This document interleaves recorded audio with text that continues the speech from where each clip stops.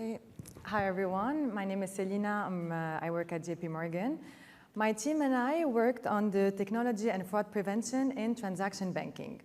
We carried out an in-depth study of the transaction banking landscape and the role of technology across the globe to understand the past, present, and future trends of fraud in transaction banking. As part of our project, we looked at the evolution of fraud and what banks should expect in the next 10 years.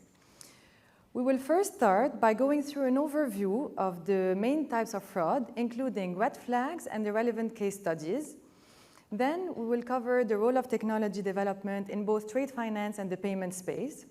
We will also demonstrate the role of government and other industry parties in fraud prevention.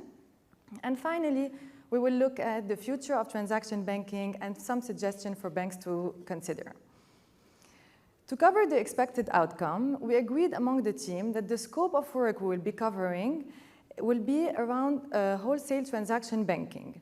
So we have categorized the frauds according to their types and according to trade finance and wire payments. As part of our research as well, and for our coverage to be more comprehensive, we conducted around 10 interviews to a mix of companies acting as bank third-party service providers. We also interviewed tech companies, and the common and main message that out of all these interviews was that the pace of change will be exponential and the change itself will be drastic. Today, we're facing a fast rise in transaction banking technology, and our approach to fraud prevention is not at pace with criminal resourcefulness. Over the last decade, improvements in technology have enabled more efficient way in transacting, but at the same time, this same technological progress have enabled more tools and more opportunities to enable fraud. On one hand, we have trade finance, which involves a lot of manual processes, paper-based documentation, various stakeholders, many legal jurisdictions, which all make financial institutions more vulnerable and more exposed to fraud. On the other hand, we have wire payments, which also involve cross-border, global networks of banks, financial intermediaries, and is now witnessing an unbelievable speed in advancement of technology. This all led to fraud cases increasing at an alarming rate globally. But the question is, why has it proven to be so difficult to develop a common approach to address this issue? The primary reason is the wide range of types of fraud that exist. In terms of trade finance, there are numerous fraud types, each with their own characteristics and challenges. Synthetic transaction, collusion, sanction evasion are some of the main frauds that financial institutions have been witnessing through fraudulent documents or legal entities, multiple financing, and document misrepresentation. As for the wire payments, types of fraud, we have seen also a vast range that we have divided among authorized and unauthorized, which were done also by different mechanisms such as phishing, malware, business email compromise, impersonation scams. Over to Natalie for the word of technology. Thank you, Selina. So as Selina mentioned, the fraudulent documents and financial statements are two key places where fraud is attempted. The question is, what can we do about it? And the answer lies, at least in part, in the technology that is being developed to combat the most common types of fraud. AI is a key tool in this fight, and it's used in many forms, including by the industry service providers that we referenced in our white paper. Machine language capabilities are a great example that can help us become more proactive and efficient. For example, OCR can convert paper documents into machine-readable language, and NLP can read unstructured data to help humans understand red flags and inconsistencies within documents, for instance, in impossible chronology.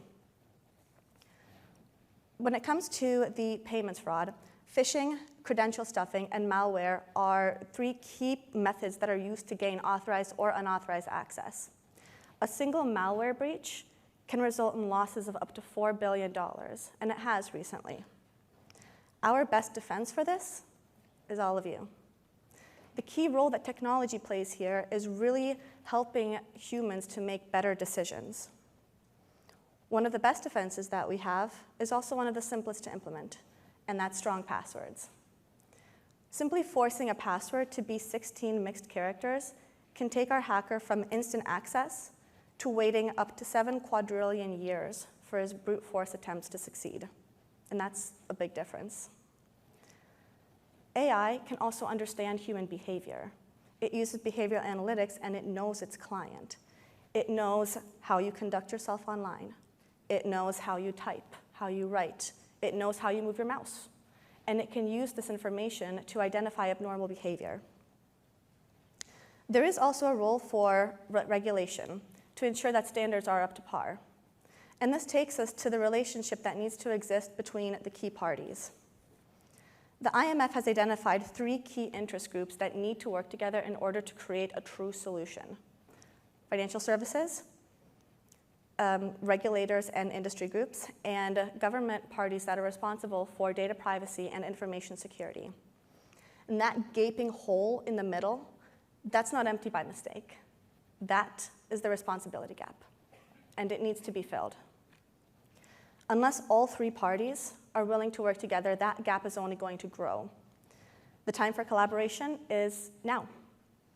But there is a light at the end of the tunnel, and there is a lot of success stories for collaboration to be had, such as the Singaporean Trade Finance Registry. So now the question is, what's next? And on to Deepika to tell us.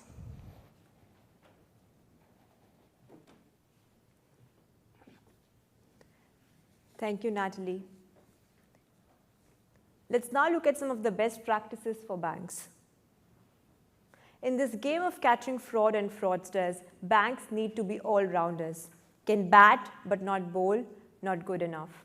To start with, banks need to be tech-savvier than the fraudsters.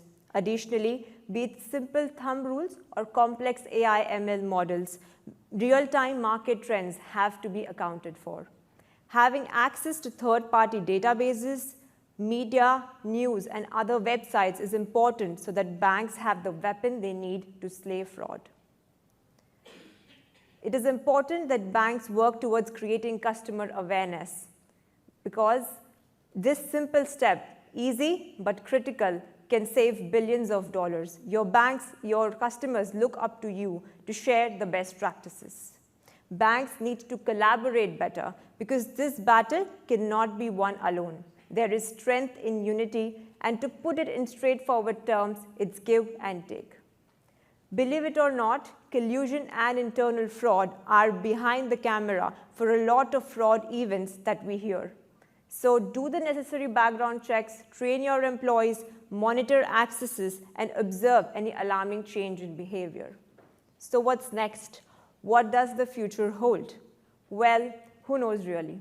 A recurring theme from our interviews was that the pace of change is going to be exponential, and the change itself is going to be dramatic.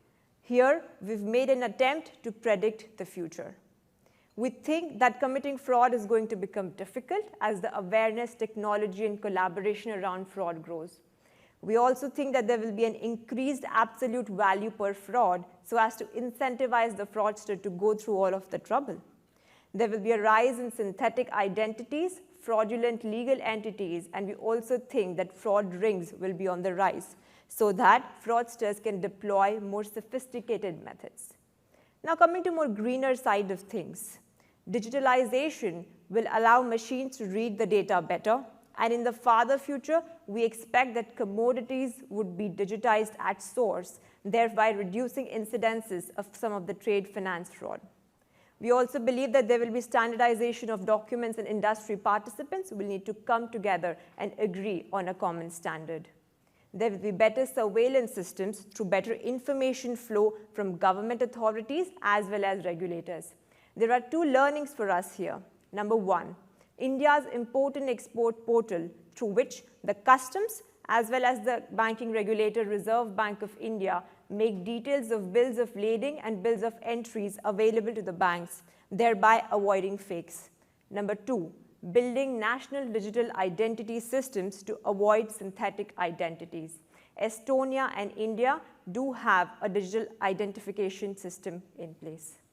On regulations, we think regulators will come in to make detailed regulations around fraud, just like it exists for money laundering today. And finally, we expect increased information sharing amongst the industry in an anonymized manner. Taking a cue from better surveillance systems, we think having all the parties together on a common platform, the buyer, the seller, the transportation company, customs, banks, as well as the insurance companies together will mean that the single truth is visible to all parties and thereby reducing incidences of trade fraud. Also, although in the image on this slide it shows distributed ledger technology, we think that this technology could be replaced by any other technology which offers the required encryption and information access control. Now moving to our key takeaways. Given the scale at which we operate today, both in terms of the number of transactions and the amount of data given our eventful society, we need the efficiency of technology to protect us from fraud. Not adopting advanced technologies is like not going to an obviously better doctor, even when such exists. But let it be clear that technology is not a magic pill, because each party in the ecosystem has important information and collaboration is important. In the end, it's really public money that banks are handling, and it is important that we are the right caretakers for it. While it is clear that we have a long way to go to build the fortress we need to protect us from fraud, and it is also clear that we cannot eradicate fraud completely, there are some low-hanging fruits, quick and less expensive, which banks should implement immediately. That would be to creating customer awareness, being part of trade finance registries, and engaging in industry-wide initiatives. That's it from us, and I invite Zach and Jason for Q&A. So I think I should add a quick plug here that our white paper will be on the BAFT website over the next couple of weeks. So if this is something that interests you, feel free to go on and read the paper. Hopefully you find it exciting. So I'm looking at the first question here. What are the most promising use cases you've seen in anti-fraud technology? The one that comes to mind for me is behavioral analytics.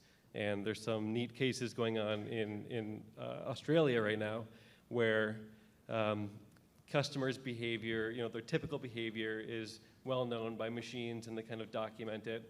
And so kind of as Natalie alluded to, if a customer goes on that doesn't use their mouse the same way or keyboard the same way, it can quickly pick up on that. And there was a case where that happened. A fraud department noticed that the mouse movement of this particular customer looked unusual. So they phoned the customer and said, hey, what's going on with your account?